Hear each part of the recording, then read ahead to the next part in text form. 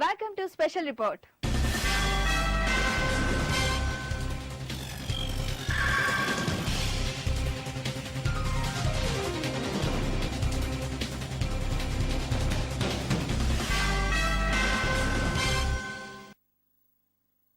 నరాలు తెగేంత ఉత్కంఠ విభజన ముసాయిదా బిల్లుకు గడువు పెంచుతారా లేదా అన్న దానిపై సర్వత్రా చర్చ. అయితే ఎట్టకేలకు ఈ సస్పెన్స్ కు తెరపడింది. టీ బిల్లుపై చర్చకు మరో వారం రోజులు గడువు పెంచుతూ రాష్ట్రపతి ప్రణబ్ నిర్ణయాన్ని ప్రకటించారు. ఇటు అసెంబ్లీ అటు కాంగ్రెస్ పెద్దలు మధ్యలో రాష్ట్ర జనం ఎదురు చూపులకు బ్రేక్ పడింది. చివరి నిమిషంలో ప్రెసిడెంట్ బిల్లుపై చర్చకు గడువు పెంచారు.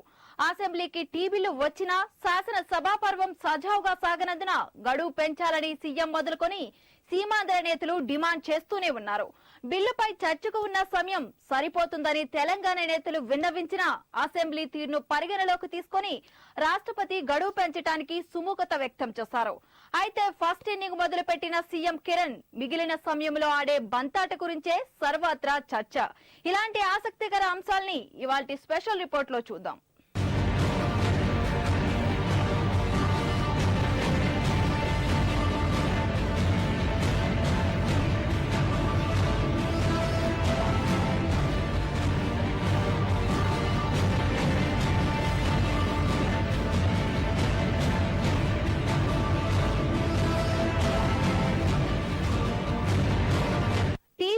చర్చకు గడువు పొడిగింపు ఉంటుందో లేదో తెలియక ప్రతిష్టంభన నెలకొంది. అసెంబ్లీలోనూ అదే గందరగోళం కనిపించింది.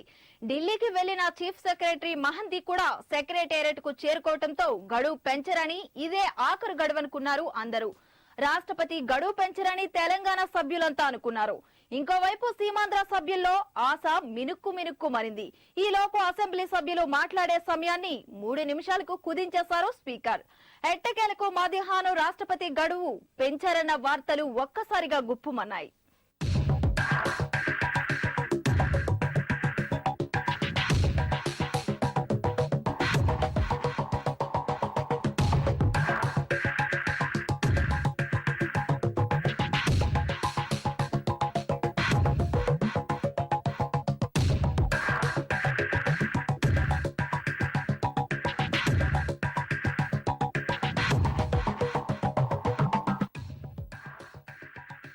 రాష్ట్ర శాసనసభ పర్వంలో విభజన ముసాయిదా బిల్లుపై చర్చకు రాష్ట్రపతి ఇచ్చిన గడువు గురువారంతో పూర్తయింది.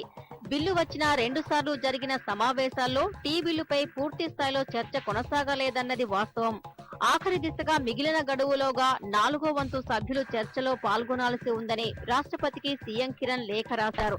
చర్చ సమయాన్ని మరో 4 వారాలు పెంచాలని ముఖ్యమంత్రి కిరణ్ కుమార్ రెడ్డి, ప్రభుత్వ ప్రధాన కార్యదర్శి మహంతి వేర్వేరుగా కేంద్రానికి లేఖలు రాశారు. ఈ లేఖ ప్రధానమంత్రి కార్యాలయం నుంచి రాష్ట్రపతికి చేరింది.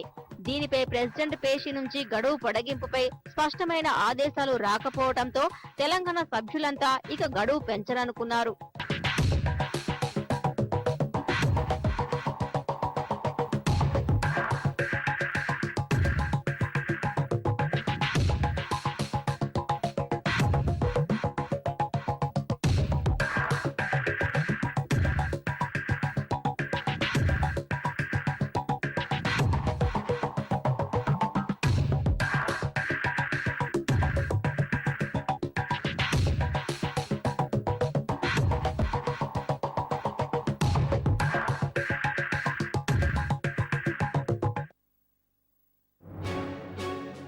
ఈ వాదనకు బలం చేకూరేలా ఢిల్లీకి వెళ్లిన రాష్ట్ర ప్రభుత్వ ప్రధాన కార్యదర్శి మహంతి కూడా తిరిగి సెక్రటేరియట్ కు వచ్చేశారు. రాష్ట్రపతి నుంచి టీ బిల్లు గడువు పొడిగింపు ఉండదనుకున్నారు. కానీ సీమాంధ్ర సభ్యులు మాత్రం ఏ క్షణమైనా గడువు పొడిగిస్తారనుకుని ఎదురు చూశారు. ఇలా గడువు పొడిగింపు సస్పెన్స్ తొలగకపోవడంతో స్పీకర్ స్థానంలో ఉన్న డిప్యూటీ స్పీకర్ బట్టి విక్రమార్క సభ్యులకు 3 నిమిషాలు మాత్రమే కేటాయించారు. దీనికి ఇరుపక్షాలు అభ్యంతరం తెలిపాయి. ఇంతలో రాష్ట్రపతి మరో వారం రోజులు గడువు పొడిగించారన్న వార్తలు వచ్చాయి. అయితే ఈ వారం రోజుల పాటు బిల్లుపై చర్చ ఏ విధంగా సాగుతుందోనన్న అనుమానాలు ఇరు ప్రాంతాల్లో వ్యక్తమవుతుంటే ఇంకా గడువు పెంచే అవకాశాలు లేకపోలేదని రాజకీయ పరిశీలకులు అభిప్రాయపడుతున్నారు.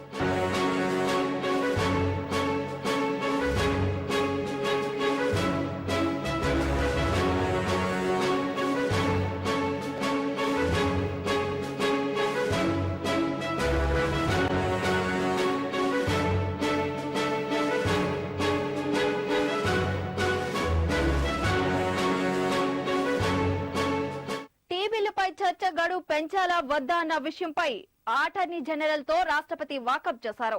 ఈ లోపు రాష్ట్రపతిని ప్రధాని, కేంద్ర హోంశాఖ మంత్రి సుశీల్ కుమార్ షిండేలు కలిశారు. తెలంగాణ బిల్లుపై చర్చ పూర్తి కాలేదన్న విషయాన్ని వారు ప్రస్తావించినట్లు సమాచారం. ఇంకోవైపు సోనియాతో కాంగ్రెస్ సీనియర్లు భేటీతో చర్చకొచ్చింది. బిల్లుకు రాష్ట్రపతి గడువు పొడిగించినా పార్లమెంటుకు చేరుకుంటుందన్న కాన్ఫిడెన్స్ యూపీఏ ప్రభుత్వంలో కనిపిస్తుంది. ఏదేమైనా మొత్తానికి వారం రోజుల పాటు బిల్లుపై చర్చకు లైన్ క్లియర్ అయింది. రాష్ట్ర విభజన అంశం జోలికి వెళ్తే ఎంత కష్టమవుతుందో రాష్ట్రపతి ప్రణబ్ ముఖర్జీకి కూడా తెలిసొచ్చిందని చెప్పక తప్పదు. యూపీఏ ప్రభుత్వం తీసుకున్న విభజన నిర్ణయం కాస్త రగడ మారుతుందనుకోకుండా రంగంలో దిగాక ఇప్పుడు పడరాని పాటలు పడుతోంది. ఇలాంటి విభజన క్రమంలో 7 వారాలు గడువు ఇచ్చినా మరో 7 రోజులు పొడిగింపునకు ఎలాంటి ఇబ్బంది ఉండదని అటార్నీ జనరల్ గులాం వాహనవతి ప్రెసిడెంట్ కు గత విభజనలు, రాజ్యాంగంలో ఉన్న ఆర్టికల్స్ లో వివరించాక గడువు పెంపునకు మార్గం సుగమమైంది.